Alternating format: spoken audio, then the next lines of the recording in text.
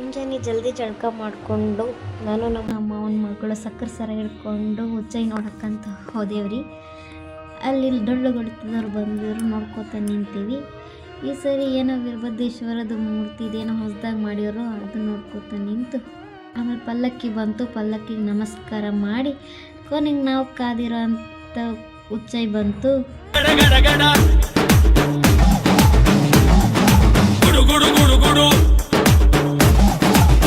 ಆಮೇಲೆ ನವೋದಯ ಕೊಡಮ್ಮಂತ ಅಗ್ಗಿಗುಂಡಕ್ಕೆ ಹೋದೆವು. ಅಗ್ಗಿಗುಂಡ ನಮ್ಮ ಮಮ್ಮಿ ಅವ್ರು SSLC ಬ್ಯಾಚ್ನವರೇ ಕಟ್ಟಿಸಿದ್ರು.